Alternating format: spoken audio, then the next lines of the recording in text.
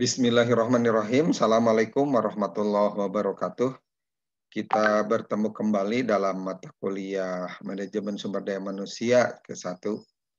Kali ini kita akan membahas tentang orientasi dan penempatan. Oke. Bicara tentang orientasi yang merupakan salah satu fungsi dari MSDM, dipahami bahwa orientasi merupakan upaya pelatihan dan pengembangan awal, tentunya bagi karyawan baru, yang memberi mereka informasi mengenai perusahaan atau jabatan atau kelompok kerja yang menjadi interaksi awal atau interaksi baru pada penempatan itu. Orientasi bertujuan membantu para karyawan untuk mampu menyesuaikan diri, tentunya karyawan baru, dengan memperkenalkan kepada mereka apa peran mereka masing-masing, bagaimana organisasi beserta berbagai kebijakannya, serta mengenal rekan-rekan kerja mereka satu tim.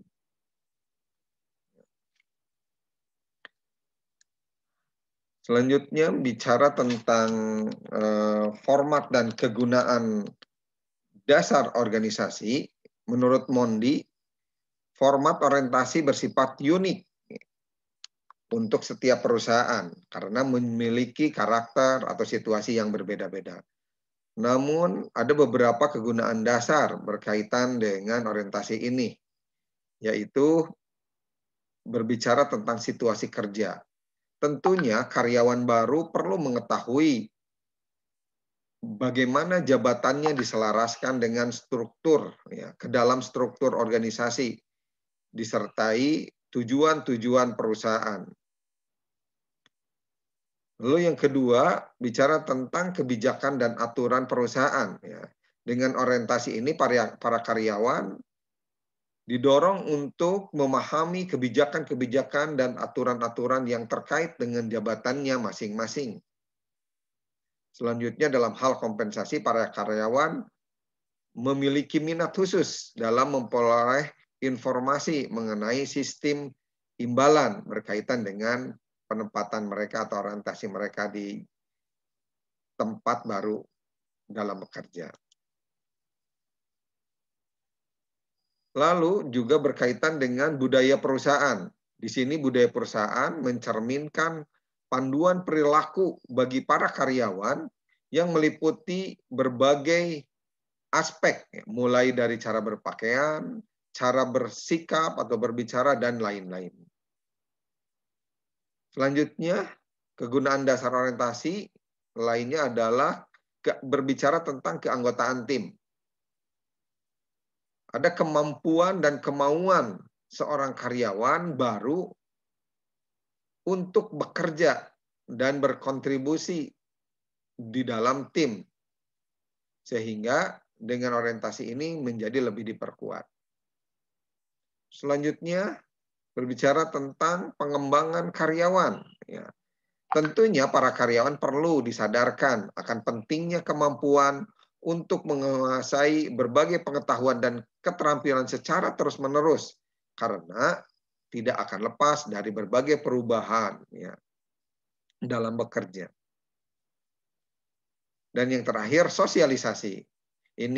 Orientasi ini untuk mengurangi kecemasan yang mungkin dialami para karyawan baru. Perusahaan harus mengambil langkah-langkah untuk mengintegrasikan mereka ke dalam organisasi informal. Ada beberapa topik berkaitan dengan orientasi ini. Di antaranya, topik yang berhubungan dengan isu-isu organisasional, di mana dengan orientasi ini mampu dipahami atau diketahui bagaimana sejarah perusahaan, bagaimana organisasi perusahaan terbentuk, nama dan jabatan para eksekutif utama, jabatan dan departemen karyawan, juga mengetahui denah fasilitas fisik, ya, masa percobaan, produk dan jasa yang dihasilkan, lalu juga berkaitan dengan tinjauan proses produksi, kebijakan dan peraturan perusahaan, serta peraturan kedisiplinan, juga buku saku karyawan. Di samping itu juga memahami prosedur dan penegakan keselamatan kerja. Dalam isu tentang hak-hak karyawan, dengan orientasi ini bisa memahami bagaimana skala pembayaran atau waktu pembayaran, kompensasi, cuti dan libur, waktu istirahat, ya, kapan waktu istirahat, bagaimana tunjangan pelatihan dan pendidikan, jika ada masalah bagaimana melakukan konseling ataupun mengkomunikasikan masalahnya, berbagai tunjangan asuransi, program pensiunan, serta layanan-layanan organisasi lainnya bagi karyawan, juga adanya program rehabilitasi. Topik lainnya berkaitan dengan perkenalan, baik dengan atasan, rekan kerja, juga misalkan ada coach-nya, ada pelatihnya, ada pengarahnya, atau pembinanya, dan penasehat karyawan. Topik lainnya dalam orientasi ini berkaitan dengan jabatan. Ya, tentunya ini berhubungan dengan lokasi, tugas-tugas, persyaratan keselamatan kerja, tinjauan jabatan, tujuan dari berbagai aspek jabatan, dan hubungan dengan jabatan-jabatan lainnya. Manfaat program orientasi. Ini untuk mengurangi kecemasan karyawan. Selain itu, karyawan baru bisa mempelajari tugasnya dengan lebih baik. Karyawan bisa memiliki ekspektasi yang lebih realistis mengenai pekerjaannya. Selanjutnya, mencegah pengaruh buruk dari rekan kerja atau atasan yang kurang mendukung. Dengan orientasi ini, karyawan tahu sebetulnya standarnya bagaimana, atau regulasinya seperti apa, atau aturan bakunya seperti apa. Karyawan baru juga bisa lebih mandiri, ya, diharapkan lebih mandiri dengan orientasi ini. Karyawan baru bekerja dengan lebih baik, mengurangi kecenderungan karyawan baru untuk mengundurkan diri dari pekerjaannya. Selanjutnya, tentang penempatan karyawan. Placement atau penempatan merupakan penugasan atau assignment atau penugasan kembali, reassignment dari seseorang karyawan pada sebuah jabatan baru.